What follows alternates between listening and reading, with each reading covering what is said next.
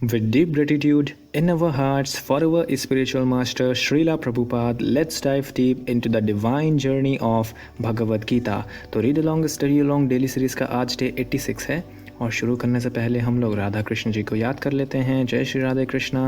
वृंदावन के राधा कृष्ण जी के दर्शन कर लेते हैं।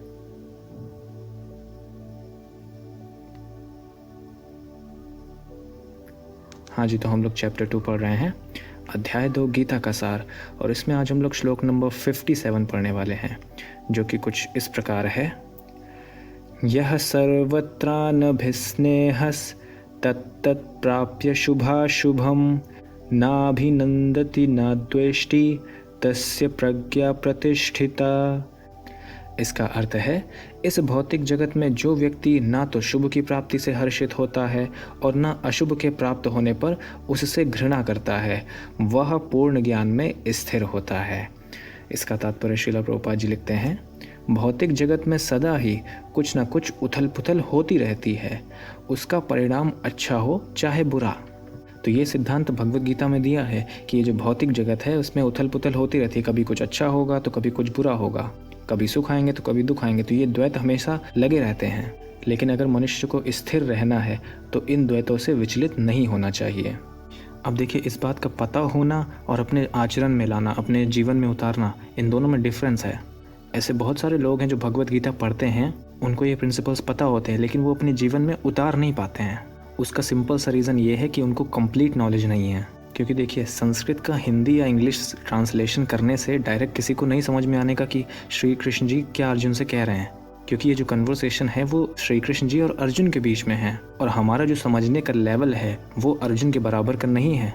तो हम लोग श्री कृष्ण जी की बात को कैसे समझ सकते हैं?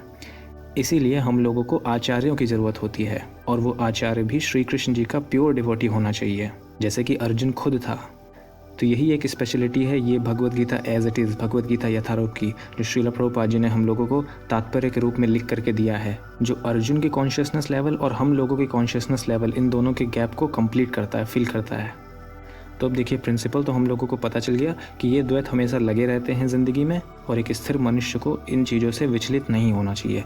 तो इस चीज़ को अपने जीवन में अप्लाई तभी कर सकते हैं जब हम कृष्णा कॉन्शियसनेस की प्रोसेस को अपने जीवन में लाएंगे, क्योंकि इन द्वैतों से जो परे है वो है स्पिरिचुअल प्लेटफॉर्म। और जब हम कृष्णा कॉन्शियसनेस में होते हैं तो हम मटेरियल प्लेटफॉर्म पे नहीं जीते हैं, हम स्पिरिचुअल प्लेटफॉर्म पे जीते हैं। हम श्री कृष्ण जी को सर्व कर रहे होते हैं, और जब हम ऐसा करते हैं तो खुद को बॉडी नहीं समझते, हम खुद को सोल समझते हैं, श्री कृष्ण जी का अंश समझते हैं, हम अपने आप को उनका सेवक समझते हैं। तो ये है वो प्रैक्टिकल तरीका जिससे हम भगवद गीता के प्रिंसिपल्स को अपने जीवन में उतार सकते हैं। वरना ये प्रिंसिपल्स बस हम लोग सुन लेंगे लेकिन अपने जीवन में कभी उतार नहीं पाएंगे। इसीलिए कृष्णा कॉन्शियसनेस जो प्रोसेस है वो प्रिंसिपल्स को एक्शन में लेके आती है, रियलाइजेशन में लेके आती है, और यही है एक सबसे बड़ा रीज़न जिसकी वजह से श्रीला प्रभुपाद जी ने पूरे विश्व में कृष्णा कॉन्शियसनेस फैला पाए, वरना वो इस काम में सक्सेसफुल नहीं होते। आई होप आपको समझ में आ रहा होगा। आगे श्रीला प्रभुपाद जी लिखते हैं, जो ऐसी उथल पुथल से विचलित नहीं होता, जो अच्छे शुभ या बुरे अशुभ से अप्रभावित रहता है, उसे कृष्ण भावनामृत में स्थिर समझना चाहिए। ये बात एकदम स्पष्ट है, आपको समझ में आ रहा होगा। जब तक मनुष्य इस भौतिक संसार में है तब तक अच्छाई या बुराई की संभावना रहती है, क्योंकि यह संसार द्वैत द्वंद्वों से पूर्ण है। तो समझ रहे हैं, ये भौतिक संसार में द्वैत लगे ही रहेंगे। तो आपको बस अपना कॉन्शियसनेस का प्लेटफॉर्म चेंज करना है, मटेरियल से स्पिरिचुअल, और स्पिरिचुअल मतलब कृष्णा कॉन्शियसनेस। अब यहाँ पर एक बात हम और डिस्कस कर लेते हैं। ऐसे मतलब बहुत सारे डिवोटीज़ होते हैं, वो कभी कहते हैं कि जी हम इतने साल से कृष्णा कॉन्शियसनेस प्रैक्टिस कर रहे हैं, देखिए मेरी लाइफ में इतना बुरा हो गया, ये हो गया, वो हो गया। तो यहाँ पर उस डिवोटी को समझना चाहिए कि ये जो द्वैत हैं लगे रहते हैं, कभी भी अच्छा हो सकता है, कभी भी बुरा हो सकता है। कृष्णा कॉन्शियसनेस को फॉलो करने का ये बिल्कुल मतलब नहीं है कि आपके जीवन में कोई दुख ही नहीं आएगा, बस उस दुख को देखने का नज़रिया चेंज हो जाएगा। इसको आप ऐसे समझ सकते हैं कि एक रोड में ब्रेकर लगा हुआ है, ठीक है, तो अगर आप कृष्णा कॉन्शियसनेस नहीं फॉलो करते हैं तो आप समझ लिए वो साइकिल पर जा रहे हैं, और साइकिल पर जाएंगे तो वो ब्रेकर की वजह से आपको काफ़ी लंबा झटका लगेगा। और वहीं आप अगर कृष्णा कॉन्शियसनेस फॉलो कर रहे हैं तो आप ऐसे एज्यूम करिए कि आप मर्सिडीज़ में जा रहे हैं और उसमें शॉक एब्जॉर्बर्स लगे हुए हैं, तो ब्रेकर आपको ज़्यादा अफेक्ट नहीं कर पाएगा जितना कि इफेक्ट वो साइकिल वाले को कर पाएगा। तो ये डिफरेंस है। आई होप आपको समझ में आ रहा होगा। किंतु जो कृष्ण भावनामृत में स्थिर है वह अच्छाई या बुराई से अछूता रहता है, क्योंकि उसका सरोकार कृष्ण से रहता है जो सर्वमंगलमय है। जैसे कि हमने अभी आपको बताया कि वो स्पिरिचुअल प्लेटफॉर्म पे रहता है, मटेरियल प्लेटफॉर्म पे नहीं रहता, वो कृष्णा कॉन्शियसनेस के प्लेटफॉर्म पे रहता है। तो वो इस भौतिक जगत के जो भी द्वैत हैं उनसे अछूता रहता है और उसका फोकस जो है हमेशा श्री कृष्ण जी पर ही लगा रहता है, तो उसको और चीज़ दिखाई भी नहीं देती हैं।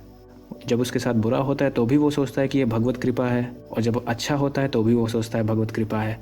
इसके बारे में हम लोग कल डिस्कस भी कर चुके हैं। ऐसे कृष्ण भावनामृत से मनुष्य पूर्ण ज्ञान की स्थिति प्राप्त कर लेता है, जिसे समाधि कहते हैं। तो इस तरह से हमारा श्लोक नंबर 57 कंप्लीट होता है। तो अच्छी संगत करो, श्री कृष्ण जी का नाम लो या अपने भगवान का नाम लो, चैंट करो, हैप्पी रहो, chant and be happy. Hare Krishna. Thank you.